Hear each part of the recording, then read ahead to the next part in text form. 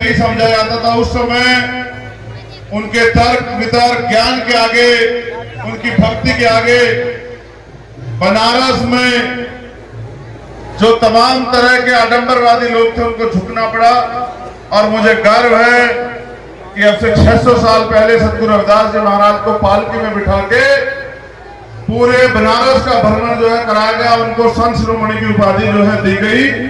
ऐसे कुल गुरु जी को भी मैं जो है उनके चरणों में नमन करता हूं, जिनके सत्संग में आज आप लोग उपस्थित। एक और महान ज्योति जिन्होंने इस समाज को रास्ता दिखाया, तमाम तरह की बुराइयों से रोकने का, बचाने का, एकजुट करने का काम किया, वो महान शख्सियत समय के सतगुरु आज हमारे बीच नहीं है। स्वामी समनदास जी के चरणों में भी मैं नमन करता हूं, श्रद्धा सुमन अपने जो है भेंट करता हूं। तो देखा है कि उन्होंने अपना पूरा जीवन इस समाज की तरक्की के लिए, इस समाज को निकालने के लिए, इस समाज को की जो कुरीतियों से निकालने के लिए, भाईचारा बनाने के लिए अपना पूरा जीवन समर्पित कर दिया। और अभी कुछ समय पहले वो हमारे बीच में चले गए। लेकिन ये कहा जाता है कि महापुरुष संत गुरु चले जाते हैं, वो शरीर छोड़ देते हैं, लेकिन उनकी विचारधारा कभी नहीं जाती। ये इस बात का प्रत्यक्ष प्रमाण है कि आज भी सतगुरु रविदास जी महाराज और समय के सतगुरु स्वामी समनदास जी महाराज हमारे बीच उपस्थित हैं। उन्हीं के विचार को लेकर हम लोग यहाँ इकट्ठे हुए हैं। तो मैं समझता हूँ ये विचारधारा जिंदा रहनी चाहिए। और इस आश्रम से लेके पूरे पश्चिम में और पूरे देश के अंदर आज सतगुरु रविदास जी महाराज और स्वामी समनदास जी महाराज की जो विचारधारा है मानवता की, मानव कल्याण की, उसको आगे बढ़ाने का काम करने वाले इस आश्रम से जो एक और ज्योति जो है आगे को बढ़ रही है, इस काम को आगे बढ़ा रही है। दो महापुरुष, दो संत हमारे पास यहाँ उपस्थित हैं, महात्मा ज्ञानदास जी और महात्मा विजयदास जी। उनके चरणों में भी मैं नमन करता हूँ, नमस्कार करता हूँ, क्योंकि मैं समझता हूँ कि संत एक ऐसी उपाधि है जो सबको दी नहीं जाती, और जिनके पास होती है उनका आचरण समाज के लिए एक दर्पण होता है। अपनी पूरी जिंदगी वो समाज के लिए समर्पित करते हैं, अपने समाज को आगे बढ़ाना, तरक्की के रास्ते पे ले जाना, भाईचारा बनाने का काम करते हैं। मानव कल्याण का जो संदेश सतगुरु रविदास जी महाराज देके गए हैं उसको आगे बढ़ाने का वो काम कर रहे हैं। हमारी जिम्मेदारी बनती है कि अपने संतों गुरुओं का मान रखें, उनके दिखाई विचारधारा पे चले। अभी कुछ दिन पहले मैं ऊपर छत पे खड़ा हुआ था और यहां से तमाम जयकारे बोले जा रहे थे। जयकारों का मतलब समझते हो? जयकारे का मतलब होता है कि जो विचारधारा आपकी थी, जो जीवन पर्यंत आपने संघर्ष किया, जो बलिदान आपने हमारे लिए दिया, हम उसको जिंदा रखे हुए हैं। तो मैं समझता हूं, बात तो कड़वी है लेकिन सच है कि जिस कौम का इतिहास अजर अमर है, जिनके गुरुओं के द्वारा लिखी गई वाणी को दुनिया में महत्ता दी जाती है, जिनके गुरुओं के द्वारा खींची गई लकीर को, कि दोबारा कोई संतों में शिरोमणि नहीं हुआ। संत उसके बाद बहुत हुए, कोई शिरोमणि नहीं हुआ। लेकिन उससे भी बड़ी बात यह है कि वो मार्ग दिखा के गए। कैसा मार्ग? उन्होंने कहा मन चंगा तो कटौती में कमी। उन्होंने कहा जिसका मन साफ है उसको कहीं भटकने की जरूरत नहीं। लेकिन आज आप यहाँ सत्संग में इकट्ठा हुए और आप यहाँ से गुरुओं की वाणी नहीं लेके जाते, उसको अपने जीवन में ग्रहण नहीं करते, तो ये महापुरुषों का सम्मान करना हुआ या उनको धोखा देना हुआ?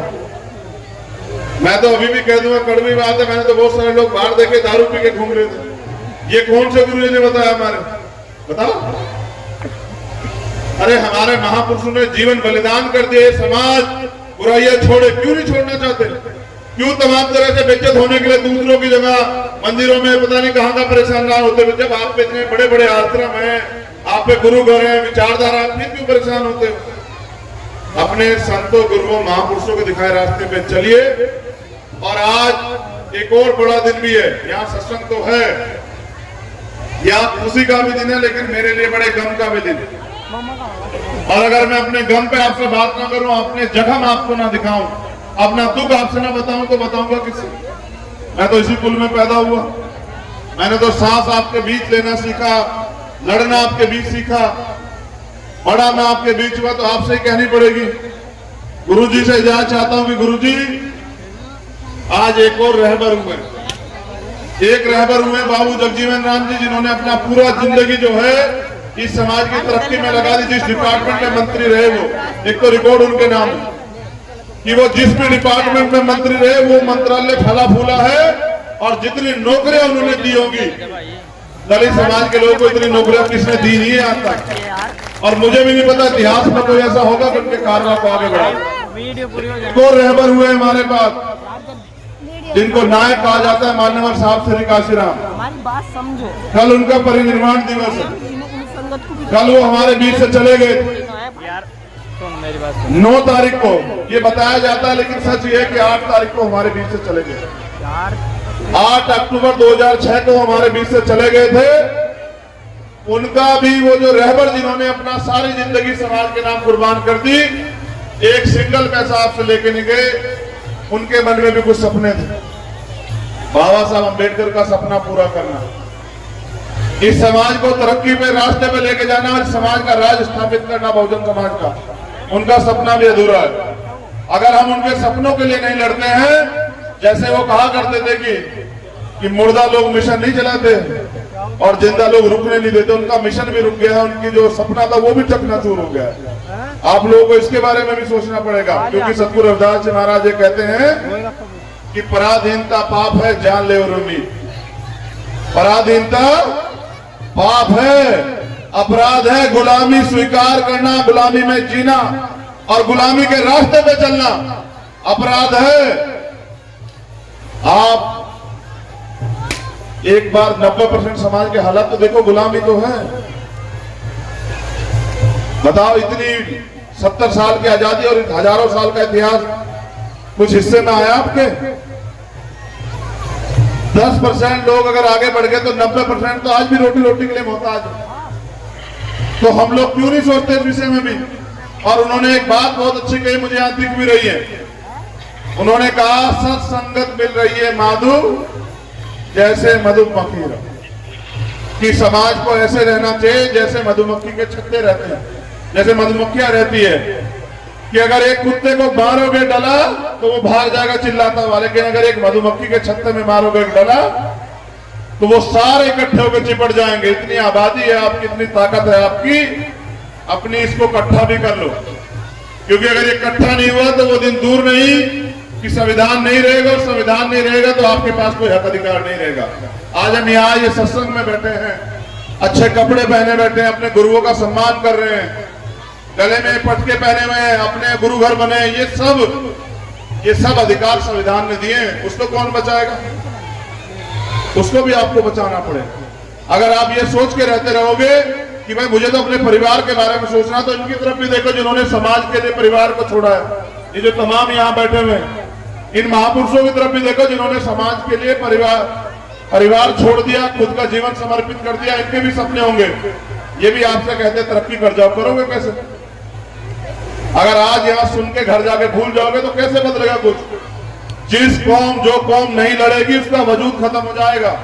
मैं ये बताने के लिए आपके बीच में हूं कि सब कुछ लुट चुका है, कारवा लुट चुका है, कुछ बचा नहीं है। अगर अब भी आप लोग नहीं जागे तो वो दिन दूर नहीं कि जो आपके पास आज है वो कल आपके पास रहेगा नहीं। इतिहास गवाह है, आप इस बात को मेरी याद रखना।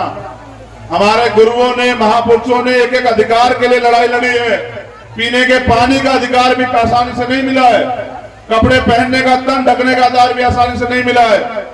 लेकिन जो आसानी से मिला है समाज को वो ये है कि महापुरुष तो त्याग बलिदान करके चले गए, बाकी समाज के लोग इसका आनंद ले रहे हैं। लेकिन मैं समझता हूं कि नौजवान को तैयार हमने कर दिए हैं, जो इस समाज के स्वाभिमान सम्मान के लिए और संविधान की रक्षा के लिए अपने महापुरुषों के सपने को पूरा करने के लिए बलिदान देने के लिए तैयार है। कितने नौजवान ऐसे हैं जो बाबा साहब अम्बेडकर का और सतगुरु रविदास जी महाराज का सपना पूरा करेंगे? बताओ। जो देखो महाराज जी, जो बुजुर्ग है वो भी नौजवानों की लाइन में हाथ उठा रहे हैं। बताओ, ये समाज तो मैं मानता हूं कि बहुत ताकतवर समाज है, लेकिन अगर ताकतवर समाज भी अपनी ताकत ना दिखाए तो उसको भी जो है ना, कहते हैं अगर कोई ताकतवर आदमी अगर चुप हो जाए तो उसको भी लोग कमजोर समझ बैठते हैं। आपको याद है जब दिल्ली में गुरु घर तोड़ दे गए, याद है या नहीं याद है? 96 लोग रहे थे, 2-2.5 महीने जेल, तब जाके झुकी थी सरकार। इस तरह मिलते हैं अधिकार। अगर आप ये सोचते हैं कि मांगने से कुछ मिल जाएगा, तो मांगने से समाज के लोगों को भीख मिलती है, भीख। अधिकार छीनने पड़ते हैं, और अधिकार वही छीनता है जिस कौम में बल होता है, जिसमें जज्बा होता है, और जो कुर्बानी देने के लिए तैयार होता है। मैं इतिहास जानता हूं, इस देश में हमारा स्वर्ण इतिहास है कि हमने कभी भी गर्दन झुकाई नहीं है। हमारी गर्दन भले ही कट गई, हमने स्वाभिमान सम्मान की रक्षा की है। हम वो लोग हैं। लेकिन आज हमारे लोग कैसे कमजोर बने बैठे हैं। अरे जिनका इतिहास दुनिया में ना मिटा पाए हो, जिस चवरवंत का इतिहास पूरी दुनिया में काबिज हो, जिनके पास दुनिया में ऐसा नाम हो, जिस नाम के आगे सबका सर झुक जाता, वो समाज कमजोर क्यों बना बैठा है? हुआ यह है कि आप अपनी ताकत भूल गए, और ताकत भूलोगे तो क्या होगा कि आपको एक एक हक के लिए घुटनों के बल आना पड़ेगा। मैं कह रहा हूं आपको, आप शासक समाज हो, आप ताकतवर समाज हो, घुटनों के बल मत आओ, हाथ मत फैलाओ। हमारे महापुरुष आपका हाथ ऐसे देखना चाहते थे, ऐसे कि आप देने वाला समाज बनो। मेरी कौम के लोग हाथ तो ऐसे हाथ हो गया। क्या बदला है 70 साल में? बदला है तो ये कि पहले रोटी जो है वो ऐसे नीचे फेंक के देते थे लोग, आज आप उठा के खा रहे हैं। कुछ नहीं बदला, कुछ नहीं बदला, सब झुका दो। तो मैं आपसे निवेदन करूंगा, आप सत्संग में आए हैं तो यहाँ जो वाणियां होंगे, हमारे महापुरुष कहेंगे, गुरु कहेंगे, उनको सुन के अपने जीवन में आत्मसात करना। आपस में ये जो तमाम तरह की पहले दुनिया के दूसरे लोग करते थे, आज हमारे लोग भी करने लगे हैं। अब उनको बेटी की शादी करेंगे तो दूल्हे को दहेज चाहिए, 13वीं करेंगे तो शराब चाहिए, तीजा करेंगे तो शराब चाहिए, अगर कोई जन्मदिन कुछ करेंगे तो दावतें करनी है। अरे अपने हालात तो देखो, उधार ले लेके शादियां करने वाले लोगों दूसरों की बराबरी कर रहे हो, और सारी उम्र उनका साहूकारों का उधार उतारते उतारते तुम्हारे जो है ना जब चप्पल घिस जाते। क्या कर रहे हो? बुराइयां छोड़ो, उनके जैसे मत बनो। वो तो अमीरों के काम थे, अभी तक तुम घुटनों के बल भी नहीं आए हो, अभी से उनकी बात पकड़ने लगे हो। अगर समाज का कोई बच्चा सरकारी नौकरी लग जाए तो उसे चाहे तो घर वाली सरकारी नौकरी वाली चाहिए, वरना उसे गाड़ी चाहिए।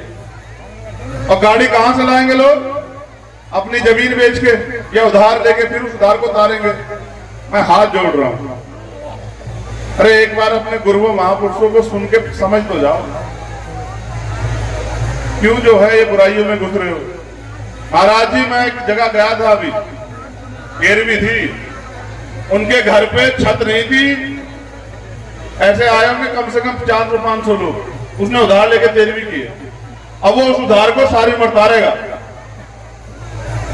एक बार जाएंगे, जब मर जाए कोई, फिर दूसरी बार तीसरे पे, तीसरी बार 13वीं पे। हाथ जोड़ रहा हूं, इन बुराइयों से बच जाओ, अपने बच्चों के बारे में सोचो। वो लोग जो लोग इस काम को करते थे वो तो छोड़ रहे हैं, मृत्यु भोज बंद कर रहे हैं, सारी चीजें बंद कर रहे हैं। आप लोग पागल हो रहे हो, ऐसा मत करो, इससे समाज नहीं बढ़ेगा। तो मेरी आपको सबको बहुत बहुत धन्यवाद। आप पहुंचे और मुझे आपने सुना। ये इनकी वजह से माताएं बहनें देख नहीं पा रही। बैठ जाओ, तुम बहुत नालायक हो रहे हो, बैठ जाओ। कहने के बाद क्यों कर रहे हो? बेचारी माताएं बहनें खड़ी होकर देख रही है। तुम तो कहीं भी मिल जाते हो, कहाँ मिलती है? उनको तो आजादी नहीं है, घर से निकल जाए, सत्संग सुनने तो आ गई है। ठीक है,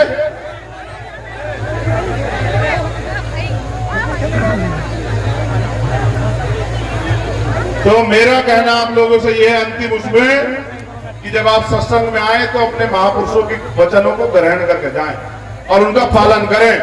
जब तक आप पालन नहीं करोगे, आपकी मुक्ति के रास्ते नहीं खुलेंगे। ठीक है, बहुत बहुत धन्यवाद। जय गुरुदेव, धन गुरुदेव, जय भीम, जय भारत। एक जयकारा आप मेरे साथ लगा दो बस, बहुत जोर से बोलिए सतगुरु रविदास महाराज की, सतगुरु रविदास शक्ति, सतगुरु रविदास शक्ति।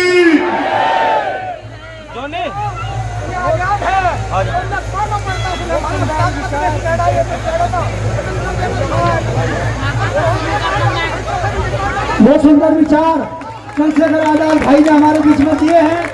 हम चंद्रशेखर आजाद जी का तहे दिल से बहुत बहुत अभिनंदन करते हैं। चंद्रशेखर आजाद महाराज जी, महाराज एक मिनट अच्छा एक मिनट। आप अगर गला काट दोगे तो कटवा लो। एक मिनट दे दो बस, एक मिनट दे दो। ये भैया हाँ, समाज की माला है, समाज जो कहेगा मान लूंगा, आप जो कहोगे मान लो। एक मिनट दे दो बस। चंद्रशेखर आजाद तुम संघर्ष करो। रुक जाओ, अरे रोज कर रहा हूँ, कोई दिन आपको बता, कोई दिन समझाता। भाई बात सुनो, देखो माला से किसी को परहेज नहीं हो सकता। होता है क्या, लोग नोटों की भी पहनते। देखो जीवन में संकल्प है। महाराज जी मैंने संकल्प लिया, गुरु जी को तो पता है, तमाम लोग जानते हैं कि जब तक मैं आपकी बिगड़ी भी बात ना बना दूं और ये राजकाज आपके हाथ में ना दे दूं, आपके आंसू ना पूछ लूं, तब तक मैं माला नहीं पहनूंगा जीवन में। अगर आज मैंने आपको धोखा दे दिया तो मैं आपको कल भी धोखा दूंगा। आप समझ रहे मेरी बात को? जो आदमी अपनी जबान पे खरा नहीं ना, वो कल भी कर देगा। मैं खरा हूं आपका, खरा बिल्कुल। मैं आपके सम्मान में गर्दन कटवा तो लूंगा, लेकिन आपकी झुकने नहीं दूंगा। ये मेरा वचन है, आप लोगों को इस बात को याद रखना।